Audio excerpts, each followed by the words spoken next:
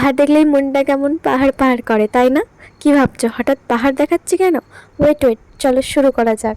Hello everyone, কেমন আছো তোমরা সবাই? আমিও অনেক ভালো আছি। দিনটা ছিল 16 তারিখ সোমবার, আর 17 তারিখে ছিল আমার এক্সাম। তো এই 2 দিনের ব্লগটা আমি তোমাদের একদিনে দেখাবো। ফার্স্টের দিকে ভিডিও ক্লিপ সেভাবে আমি নিইনি, কারণ আমি খুব টেনশনের মধ্যে ছিলাম, কারণ আমি ফার্স্ট টাইম কোনো রকম গার্জেন ছাড়া এত দূর যাই। ভিডিওটা একটু বড় হবে, তো তোমরা একটু অ্যাডজাস্ট করে নিও। ছিল খুব সকাল সকাল এক্সাম, তো তার জন্য আমাকে আগের দিন আসতে হয়েছিল।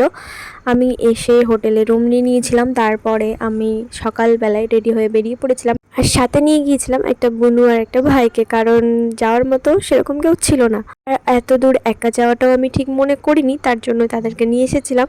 এক্সাম শেষ করে পাহাড় দেখতে দেখতে আমরা চলে গিয়েছিলাম রুমের দিকে, কারণ আমাদের পেয়ে গেছিল প্রচন্ড খিদে। এই দেখো কি করে, আমি খুব সিরিয়াস একটা কথা বলছিলাম আর ও ওখানে ভিডিও করছে। তারপরে আমরা চলে গেছিলাম খাবার খেতে। আমরা নিয়েছিলাম 2টো চিকেন থালি আর একটা ফ্রাইড রাইস আর চিলি চিকেন কম্বো। আমরা গিয়েছিলাম বর্লিতে, যেটা ছিল স্টেডিয়ামের কাছে, কারণ আমাদের হোটেলটাও সেইখানেই ছিল। খাবার দাবারও খুব ভালো ছিল, তার জন্যই আমরা গিয়েছিলাম, কারণ আমরা রাতেও সেখানেই খাবার খেয়েছিলাম। এই হলো আমাদের হোটেল ব্লু স্কাই রেসিডেন্সি, যেখানে আমরা রাত্রেবেলা ছিলাম। হাঙ্গর মার্কেটের খুব কাছেই ছিল হোটেলটা, আর খুব ভালো ব্যবহারও ছিল ওদের। বাস স্ট্যান্ডে এসে আমি এই বেলুনটার দেখা পাই। কি বড় দেখো বেলুনটা, কি সুন্দর তাই না? তারপরে আমরা বাসে চেপে যাই। বাসে চাপার পর দেখতে পাই এই কাকুটা পায়রাগুলোকে খাওয়াচ্ছিল। তারপরে আমাদের বাস ছেড়ে দেয় আর আমরা বেরিয়ে পড়ি শিলিগুড়ি থেকে বাড়ির উদ্দেশ্যে। তারপর আমি দেখতে পাই একটা প্লেন যাচ্ছে, কারণ বাগডোগরাতেই তো এয়ারপোর্ট আছে। আর এই বাড়িটা দেখে খুব ভালো লাগলো, ভীষণ কালারফুল ছিল বাড়িটা। চারিদিকে চা বাগান, রাস্তার চারিদিকে এত ভালো লাগছিল না, রাস্তার ভিউগুলো দারুণ ছিল।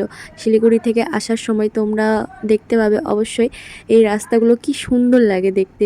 বাড়ি থেকে একা এত দূর বেরিয়ে বুঝলাম যে তুমি যদি কথা না বলতে পারো তাহলে তুমি কোথাও টিকতে পারবে না। তাই সব জায়গায় চুপ করে থাকাটা একদমই দরকার নেই, কথা বলাটা ভীষণ ইম্পর্টেন্ট। মানুষ কি বলছে কোনো দিকে কান না দিয়ে তুমি নিজের লাইফে এগিয়ে যাও, নিজের লাইফে ফোকাস করো, বাড়ি থেকে বেরাও, নিজের জন্য কিছু করো, যাতে তোমাকে পরে আফসোস না করতে হয়। ভিডিওটা যারা এতদূর পর্যন্ত দেখেছো অবশ্যই লাইক কমেন্ট শেয়ার করে যাবে। আর দেখা হবে নেক্সট ভিডিওতে।